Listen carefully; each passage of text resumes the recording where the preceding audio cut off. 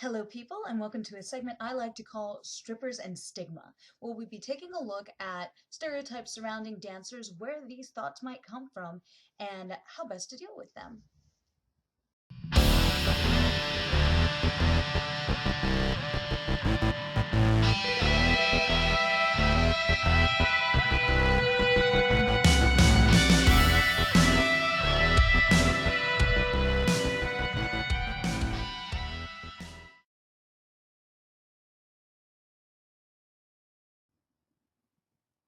A lot of dancers get backlash from clients' significant others. While some girls may cross the necessary lines to merit such suspicion, others are just falling victim to ideas fueled by sexual competition right off the get go. I mean, I've had girls come in the club who are obviously enjoying themselves with their partner right there, who are really genuinely engaged, while I've had others who are obviously trying to engage just for the approval of whoever they're with at the time. And then there are those who just sit there looking like livid little stormy clouds, shooting freaking lightning bolt razors at any single girl who dares to walk by. And it's kind of unfortunate because right off the get go, someone will automatically think of me as a slut or as a homewrecker. After all, aren't many of these customers married or already involved in other relationships? Have I no respect for love and devotion? Dude, of course I do.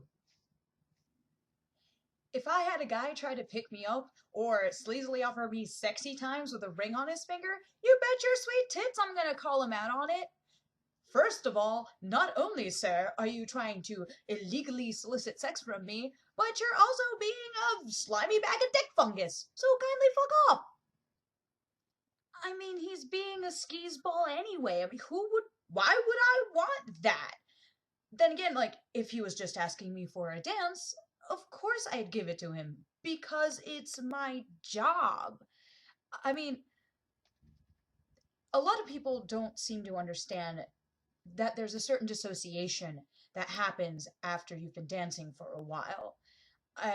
The closest thing I could compare it to would be if you've done theater or participated in a sport and you're first having your experiences in like the locker room or changing in front of each other, especially if you're doing the whole co-ed thing. At first you're just like, oh man, look at them, they're like in their bra and panties and their tits and whoa, wow. But then after a few times you just kind of get over it. Like you don't see it as a sexual thing anymore. And that happens in a dancer's life too. After a while, you are just going through the motions. You are displaying a talent that's a bit more impersonal, if that makes any sense. It's not necessarily about who you're dancing for, but more so you. It becomes very much a showing off kind of thing versus a direct attempt at that person versus a direct intimate contact or connection with the client you're dancing for, which makes it virtually emotionless for the most part. It's kind of more of an ego thing at that point. And again, can't stress it enough. You're just doing your job. Even still, there seems to be a hard time separating between anything that evokes sexuality and intimacy because we've married them or come to associate them so close together. It's really hard. For example, people tend to find to just have a platonic sexual relationship with someone before one partner develops feelings. It's because we see sexuality in such a personal way that it's hard to get these ideas out of our head. I mean, still, even for a lot of my male friends, having me as a buddy while I was a dancer was a huge problem for a lot of their significant others, a lot of their girlfriends or boyfriends. um, Even if they'd never stepped foot in the club, I was still seen as a dangerous sexual creature, a succubus of desire that was to be kept careful, vigilant watch over, lest I steal them away. Now, I'll admit that up to this point, I've been addressing things purely in the viewpoint of a more noble dancer, whereas the matter of the client is a different issue altogether. Let's try to help you understand that. From the moment this man walks through the door, he is being sold a fantasy. Our business as entertainers is to entertain, amuse, and ultimately sell the fantasy of sexual desire. It's an image, it's a purely superficial matter here. But it's very well likely that a man might fall for these wiles. I mean, whether it's through a conversation or through just watching an erotic dance, this man might start to harbor, well, more than likely will harbor sexual feelings or attractions or appetites for a girl, but sometimes they start wanting a little more. They start trying to get a little bit more intimate and seek out a relationship with the dancer. Now, this is where it's up to the dancer, and she usually does, refocusing this guy back into business. It's up to her to channel him back to what's important, making money. So even if your boo thing ends up giving out his number to a dancer, which is kind of dumb and meh, she's more than likely trying to get something else out of him, trying to get money or objects, or just basically get him to come back and pay her some more money. Very rarely does it have or lead into anything permanent or relationship wise, because the end game is always the same. It's a business. Also, ladies, I'm gonna point it out that if your boyfriend is in the club and he offers his number to a stripper, if he tries to sleep with a stripper or date a stripper, he might not be worth it. Just saying. Now, there is a fantastic TED Talk out there by Vernacchio where he talks about how sex needs a new metaphor, because he presents it as, we've been taught sex as a game, baseball to be exact. So we got terms like, first, second, and third base, all signifying different stages of sexual contact. We've got scoring a home run, which means pretty much going all the way and actually having, sex. We've also got striking out, which means no, you didn't make it. We've got bench warmers who aren't having sex or just aren't in the game for whatever reason, and etc.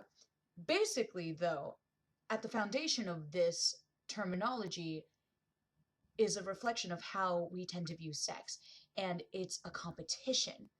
Basically, sexual relationships are a constant game of winning or losing. It's constantly a matter of either I'm awesome or I suck and somebody beat me out.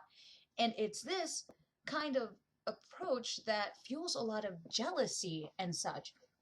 And it robs us of our comfort, because usually if someone, especially, at least I'm going to talk from the point of view of a lady in a relationship, if a girl's in a relationship, a lot of times she's in constant fear of losing that comfort, losing that intimacy, being bested by somebody else.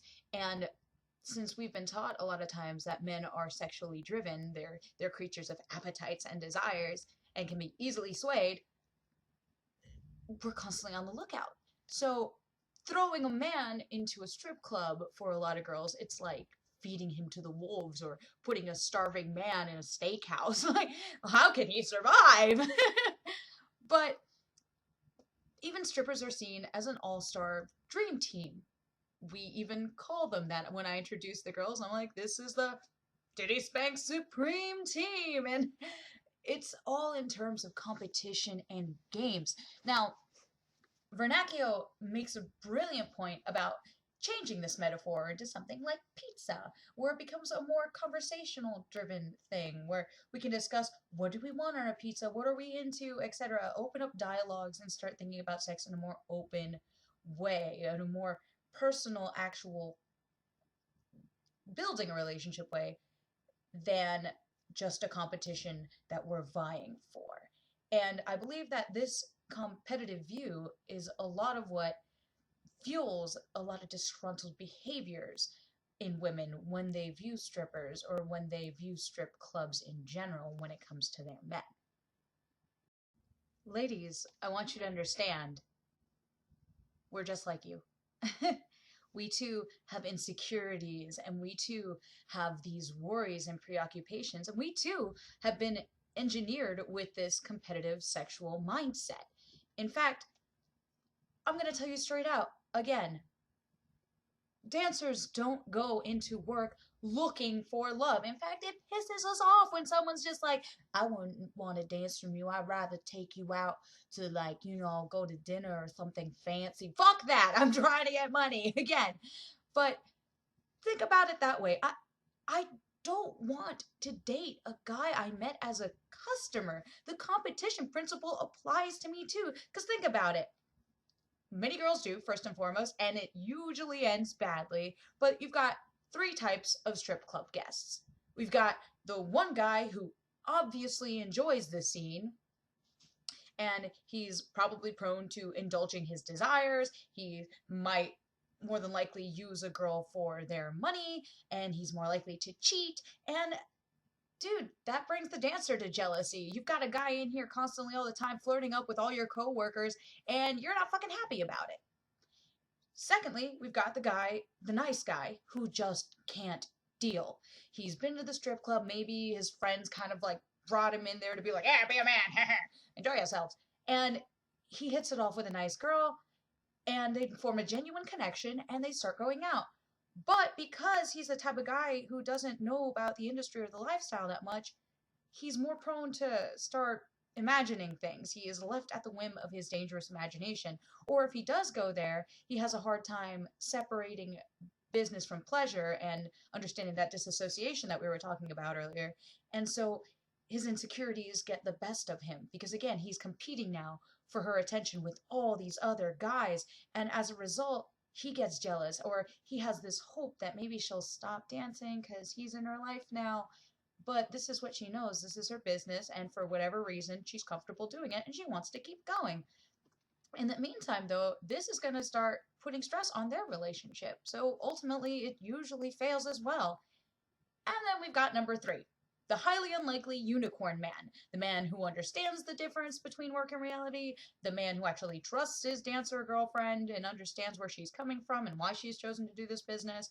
The man who won't throw her profession at her as an insult when he's angry. Someone who's not going to mooch. Someone who's not going to do anything. And you know what? That's fucking rare. The likelihood of finding a guy in a strip club who is like that, who is attending the strip club willingly, is beyond rare. And dancers, for the most part, know this. Now, while many of them do choose to sometimes, especially go for option number 1 and date that guy, it doesn't end well. It's sad to say, but it really usually doesn't end well. Or, for the most part, yeah, they're involved in relationships. Many of these girls are moms. Many of these girls do have a significant other. Sometimes he's in jail, and most of the times he's not the best kind of guy. I've heard a lot of locker room talk signifying that, but again, they're already involved in predisposed relationships. Like, they're fine. It's just not a smart marketing move at the end of the day. You don't want to make things more complicated. A dancer's life has usually a trail of so many heartbreaks or complications or sadness and stress and anguish. Dealing with your stolen boo thing, who more than likely is going to be a skis ball, probably she doesn't want to deal with it. So think about it. We're also human too. We are also as affected by jealousy and rancor. If anything, it's kind of worse for a dancer who is so adored by so many men to be cheated on, to be replaced. It's hard because you're supposed to be someone's fantasy. And yet, if that's not freaking good enough, what the hell is? we also have it against us that, again, many people see us as like sexual deviants, and so guys that date us or are going to approach us are going to do so with that mindset and expect certain things that maybe girls aren't willing to deliver, because for them, it's just a job thing isn't understood or whatever. It's just, we're human. That's all I wanted to say. We're human. What I hope you can take out of this, if anything, is the fact that this mindset affects us all. At the end of the day, dancers are just as susceptible to feelings of jealousy and inadequacy as the rest of you ladies. There's nothing special about us, nothing that intrinsically will drive us to take away the things that make you happy. In fact, most dancers are already involved in a relationship, and if they are, they usually meet their significant others outside of the club for reasons previously listed.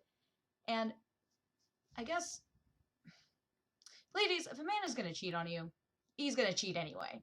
Just because he's in a strip club, just because we're dancers, doesn't mean we're out there to prey on your men and take them away from you. No, if he's going to be a dirtbag, he's going to find a girl at work, at school, anywhere, and do it. And if he does, yep, fuck him. No, don't give him like a reward. Don't really fuck him. Like, just tell him to screw up. Like, it doesn't matter. Like, to hell with him. There's always something better. And I hope I helped you understand a little bit more of where most of the girls come from at a strip club and what we do to deal with your wayward men if they come our way.